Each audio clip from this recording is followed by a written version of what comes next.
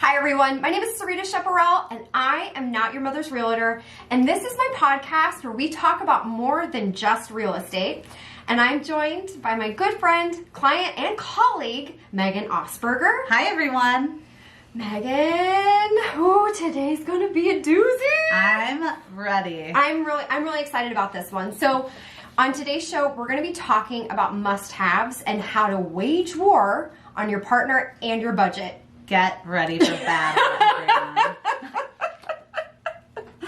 I know the subtopic is like so severe. How to wage war on your partner. But honestly, that's what happens with these must-haves. So we're going to talk a little bit about really what must-haves are, what the meaning is, how to create strategies in which you can get as much as you want out of your property and your purchase without killing your relationship. And really, you know, it kind of comes to that whole like age-old saying of like how to pick your battles in these things. Right. So, okay, so must-haves are defined as like these non-negotiables that you need in order to purchase your property. Now, oftentimes when I'm working with clients, they have a set list of must-haves, but Megan has done some digging. Yes, I have. Some digging, and she's got this list for us of, well, here, I'll let you take it away. Okay, so this is a list of the most common must-haves, but it's for the whole nation. So as a Chicago buyer, some of this, like, I literally laughed because it was like, wow, like, that must be nice to think you could just have this. But I'm just going to go down the list in order, I think. Yeah, so, well, we did two separate subsections. Yeah. So go ahead, go down the list. Yeah. So for the things that I was confused by and jealous of, we have laundry room, garage storage, exterior lighting. This is what I want more than anything. A walk-in pantry. There was one house we saw, and Sarita said, "This is for all the Costco purchases." Oh yeah, and I was like, we put an offer on it and didn't get it. But I don't even have a Costco membership because you'd have to. You have to have a pantry for this. Well, and I think that's a common. I don't know if they really say it. So I think I'm literally the only person that when I say that to my clients, they're like, well, "What are you saying?" In Texas, we call it a Costco closet. Oh, I didn't know. I thought like that was just like you were saying that to me. No, it's like that really big closet that you can put like, well, especially now when we had like our doomsday toilet paper stash. Yeah. You have like a lot of room for toiletries and cleaning supplies, and it's just this big closet of all that extra stuff. Sarita can tell you that at my old house, I just hid all of that in a shower that we never used and closed the shower curtain. Which is what I'm doing now in my second bathroom. And I've never used the shower in the second bathroom. Someone needs to create like a standard size like plank that you can set on a bathtub. If you're out there, this is a tip for you. Yeah, any inventors that are out there, sexy suggestions on how to make money. It would really help. It doesn't hurt the surface. Right. You just put it in the shower and that's your additional storage. And then the last one for the suburbs is the dining room. Now in the city you can get a dining room too, but yeah, it's a little bit different. In the suburbs, I think, at least here in Chicago and, you know, where I'm from in Houston, you know, dining room was, well, I mean, we still as a family would sit down and eat in the dining room. So oftentimes here in Chicago, you don't have that luxury, or a lot of people just don't utilize their dining room. Right. So when I sell multi-units, a lot of times people are looking at removing the dining room or like creating an open concept through the dining room, or even using it as another bedroom. So the dining room is like non-existent in some categories of inventory. So I just thought that would be something to point out because there is a different standard of living. Yeah. And so if I mean, let's say this show does go national and people from Oregon are talking and they have Hello, California. Yeah. If you're just tuning in from Ohio, welcome. But let's say that, like, you know, you do eat with your families, that might be a must-have, or like entertaining for the holidays. Yeah, I had dining room on my previous must-have list, and it's such a part of our life that we couldn't we wouldn't have picked something that didn't. But you have also have, but we have an a open, beautiful dining table. Yeah, we do. So, and you have a child, and so you're also forcing. I was thinking about how your daughter eats or doesn't eat. Right? It's like you don't want to eat in front of the TV. You can't have any distractions. Yeah. It's like all you have to do is focus on feeding the kid and making sure they're eating. And so dining rooms become a must-have. Yeah, our dining room. So now it's an open concept living dining room, which I guess it was before too. But in our first condo, we had this real little IKEA table, and also we didn't have a coat closet either. We had this coat rack that was right next to it, and so Ben and I could sit there. But if we ever had even 2 other people over, we had to rearrange the whole room. And so it was like, we have to have a dining room. We need to be able to have our parents over for dinner. Yeah, even though they don't live here. It's still when they come. When the Pope comes, you entertain, you throw down. So then in the city, or really these are more kind of like everywhere, I would guess. Everyone wants these, but definitely, in the city, I related to these. Energy efficient appliances and windows. Which, okay, I'm sorry, I have to stop because windows right now, especially because of COVID and material costs and demand on things being just so excessive, some windows and some pricing on windows has gotten up a little bit. So depending on your market, again, if you're tuning in from Oregon. We don't know how much your windows cost, Oregon. I don't know. But I think that especially right now, even like yesterday, going to see some properties down in Bridgeport that had all original windows. It's the cost of getting the material and finding, contractors that can do it, but it's just sometimes so excessive that it can be a little bit hard to equate. Right. So if you can get windows that have already been updated, that's huge for value. Yeah. And obviously your must-haves. Yeah. Patio, or like outdoor space. Outdoor space. Yeah. Does anyone need an explanation for that after the last year? No, we don't. Yeah. It's necessary. I agree. Ceiling fans. Okay, I was shocked by this.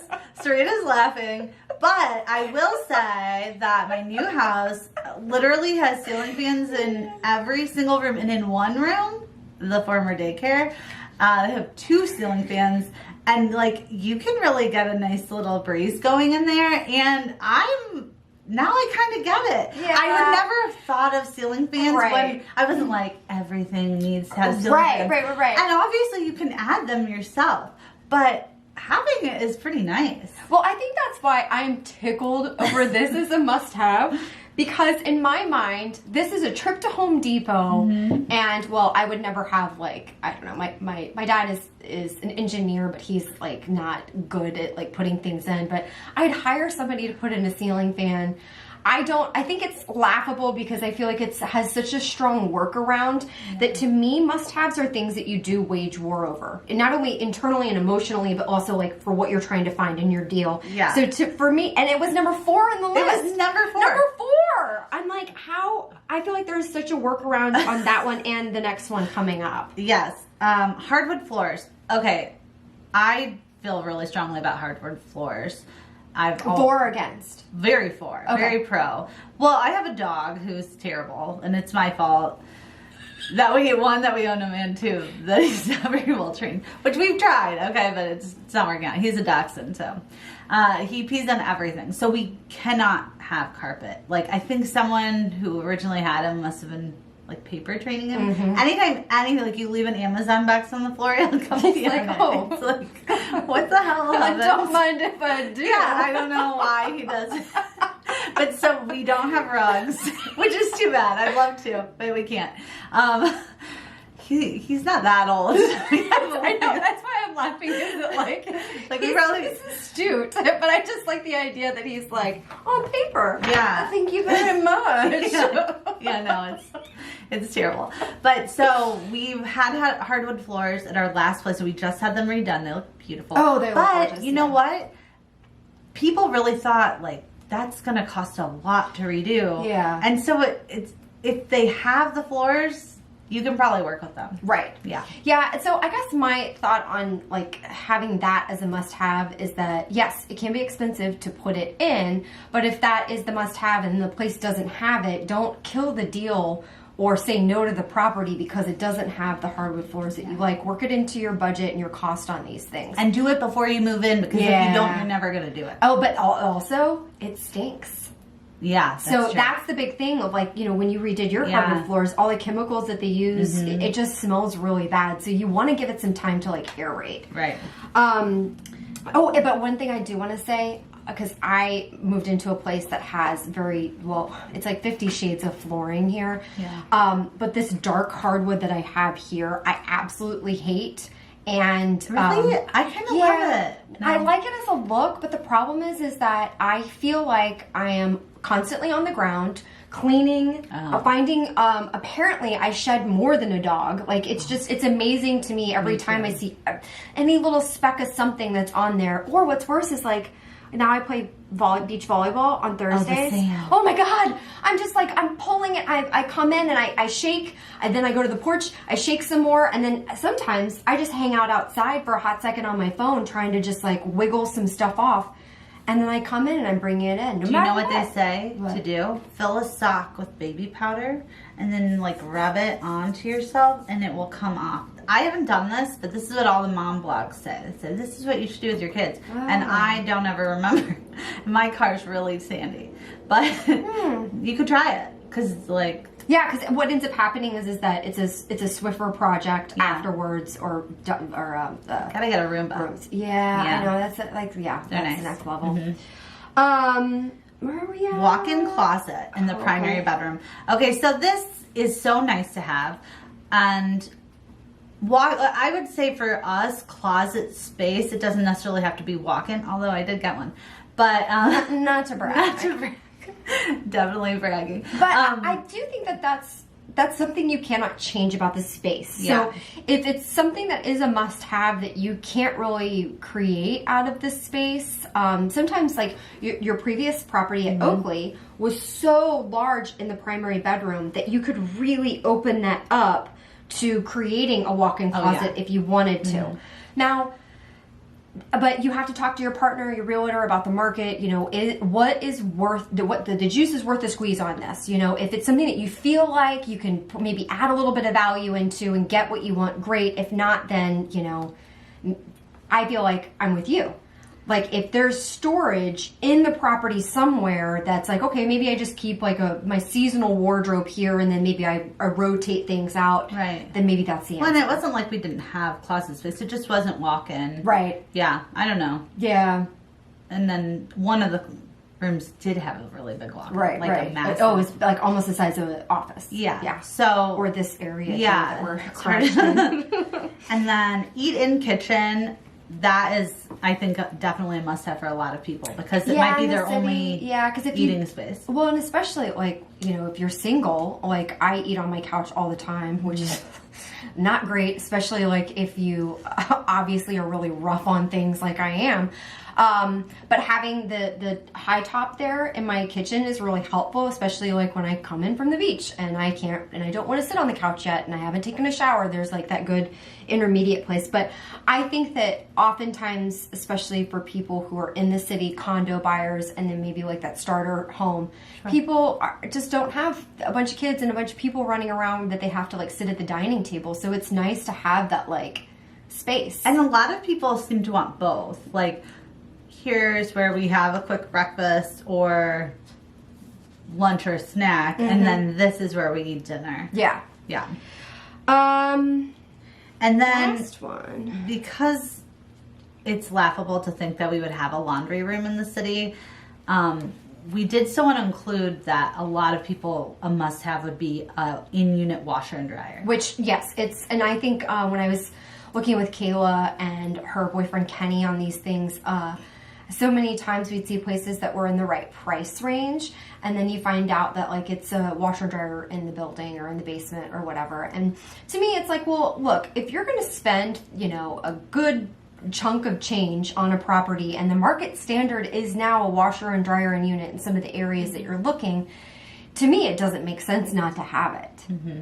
And it's for the value, and it also is such a lifestyle difference. Oh, the difference between being able to do your laundry as you think of it and needing to like take everything, walk down 3 flights of stairs, or even with an elevator, go down the hallway, have a bunch of quarters. Oh, yeah. And if you have kids and all the kids Yeah. stuff and like, you know, Too hard. blowouts that you have to clean up, like you're not going to, no. Yeah, It's just, it's too hard. It is. And so if you are going to spend and invest in a property, that resale, if it doesn't have a washer and dryer in the unit, is always going to be below market standard, which just means you're not going to get the full value of what you hope to obtain for the property. So Right. to me, I get why that's like definitely like a deal breaker for a lot of people. And I think that's a really good Transition, instance, yeah. into Yeah, so that's, you know, that's what's kind of interesting to me about this list is that, you know, people will have all of these things collective that they want, you know, as, you know, a couple maybe, or even just an individual looking to purchase a property. But does your must-haves match what you can get for your budget in the market you're buying in? the answer is probably no. And likely it's not. So a lot of times, and when I was working at the first brokerage I was at, they used to say that you get like 75 or 80% of what you want in a property unless you're going to buy like a custom home, which you get more of what you want, 100% or whatever, which I call bullshit on that. Because I'm working with a client right now in a custom home, and that's even limiting because you often see that like you can pick all of the things and the colors, but you have like maybe 4 or 5 options. Right. So even when you buy custom homes, you still sometimes have to like go offline to get what you want. For instance, this person is going to do their own backsplash because the backsplash was like 50 types of subway tile, and you know, It's not what they wanted, yeah. right. And if everybody in the whole development is doing the same 3 or 4 different types of subway tile, you know, maybe not doing that, foregoing the cost and just having somebody do it offline is a better way, you know, to get a little bit more pop in that kitchen. So that's what they decided. But that strategy has to be there for the realtor and the buyer to make sure that the must-haves are in alignment for what their purchase is. And oftentimes what I tell people is like, just go see some properties with your realtor. And I love taking buyers out. I don't know if you guys heard me this morning when I was talking to my client before we started. Sometimes people decide it's just not for them. So if they have like a really strong list of must-haves, or if like I'm working with an investor and they have a really strong passion for the returns that they want on the property, Right. then oftentimes what they'll do is just decide like, hey, this may not be the right time. I have to make sure my budget gets to the place that I can get the must-haves and wait just a little bit to where I have like the savings to get what I want. Right. Or savings to maybe put in hardwood floors if I need to. So purchase the property and the project at the same time. When we were talking about this, Kayla said something really interesting, which is that their budget was the budget. And so a must-have might not be included, but maybe they can do it, but it still has to hit that number. And Right. if it's not, then you just can't do it. Right. And I think that's a great point, that we had that with one property where we made an over asking offer. Basically, it didn't get it, but we knew we would have to spend at minimum $100,000 more than what we were doing. So it was like, we can't really offer more than this. Like, we know already just from walking around, not even an inspection, we're going to need to spend this. So why are these don't they know that they're going to have to do this? Maybe they do, maybe they don't. Who knows? Or maybe they have the cash to do Yeah. it. Or also, too, I mean, and I've been in open houses before where I hear agents say the stupidest things. You look at, so for instance, the property we were talking about, the kitchen was okay. It probably needed to be done within the life you own the property. Because Right. in theory, you're going to live in the property for 10 years of what, you know, hopefully you guys are at right now. Ben's going to die in it. Ben's going to live in this property forever. But it is a long-term strategy. Yeah. So oftentimes when realtors are talking about the sale, they see maybe a buyer that like has a taste for maybe, I don't want to say, this like probably sounds so insulting, but like lower end things where like it just wouldn't bother them to have like 20 to 30-year-old cabinets. Whereas like I know for resale value, I need to do some things with the property to get what I want full potential to be. Right. Now, if your client is not in that place, instead of steering them towards like, well, you know, hey, just want to mention that for market value, you might want to do the kitchen. Sometimes you don't hear that. Or maybe they talk about those things offline. Sorry, this sounds really judgy. But for that particular property, we knew the amount of work that was going to be needed on it. And I think you have to take that into account, is that like, your strategy might be different than other people's. Right. So our level of taste on these things is a little bit different than somebody else's. So you have to then stick to your own strategy. Right. You know, if you guys decide this is your forever home, you know, then everything that's in there is in the enjoyment of the property, and who knows what the market's going to be when you go to resell Right. or go to sell.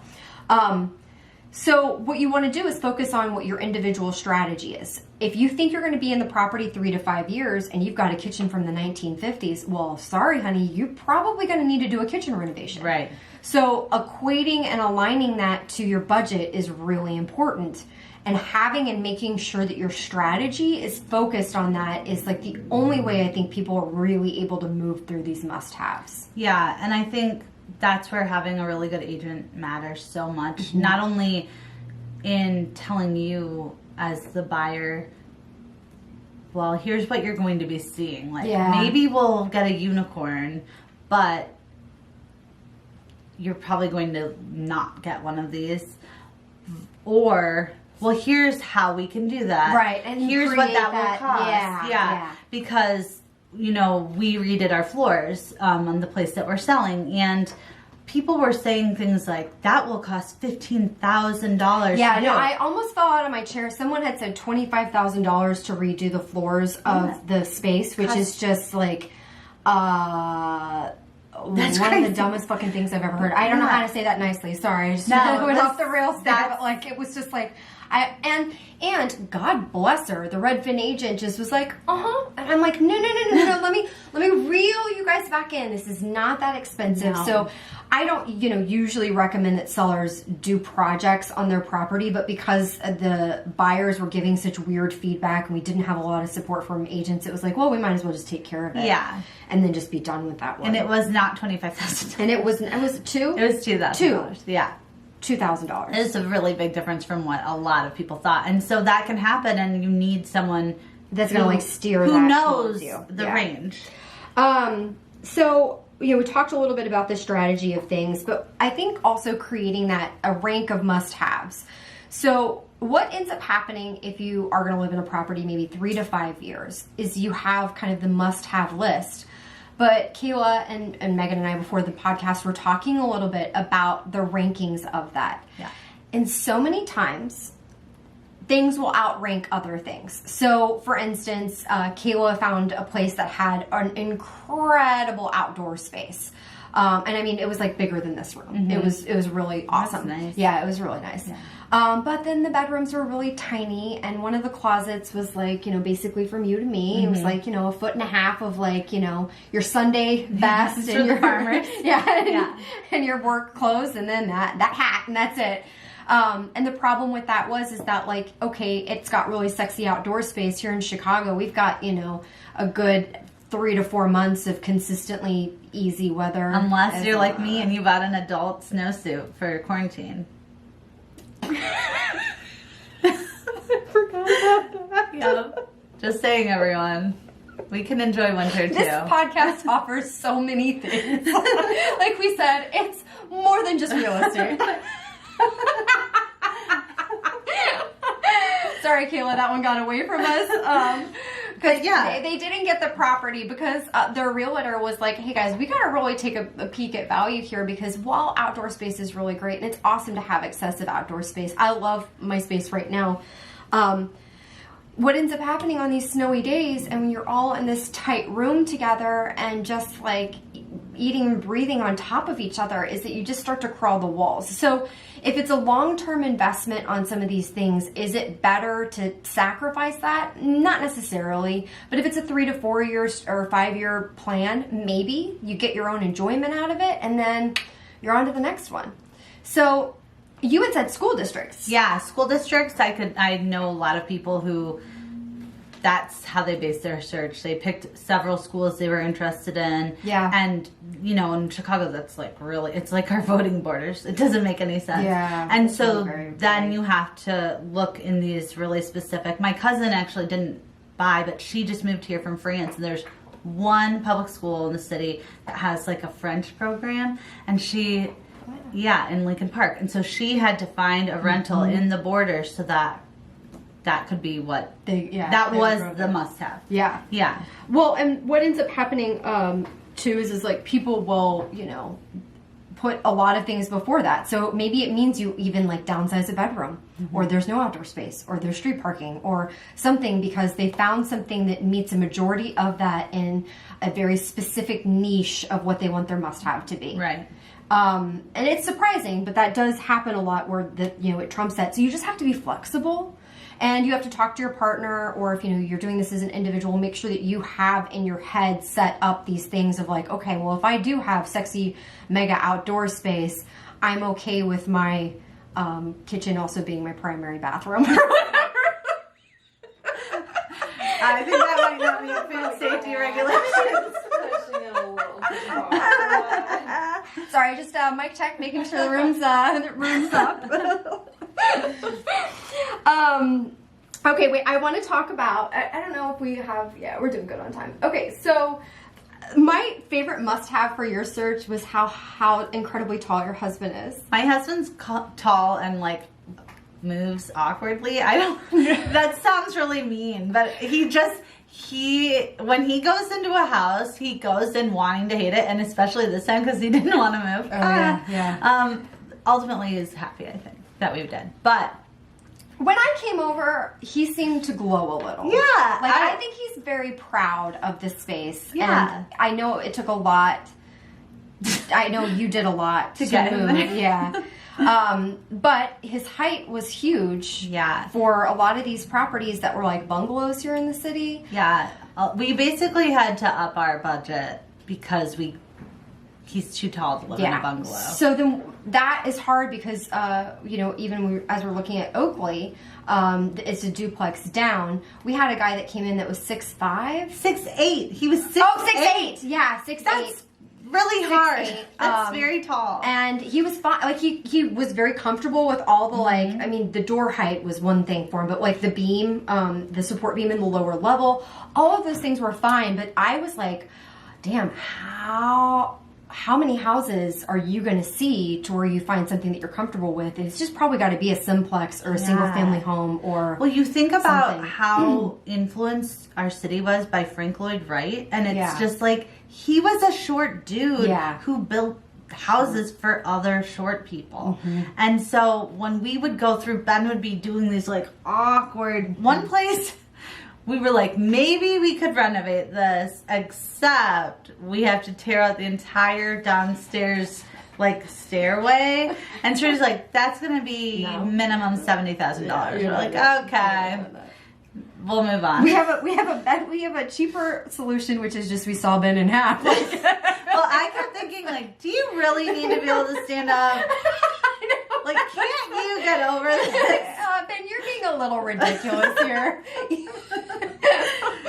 Oh my god. I think that's, that actually happens a lot with these Midwestern guys who are just like tall and stocky and, muscles for days. Sorry, having fantasies here. But, Yeah, it is. It's hard. It's hard. It really is hard. So, then you are looking at things where it's like, your particular property that you found, we did go up on your budget, but he's not walking around like a hobbit in his own home. And so it's really important. It is important. And it is we made offers on the only two places where he could stand on every level. And in the first place, we realized he couldn't take a shower. He couldn't take a shower except on the first floor. He's too tall.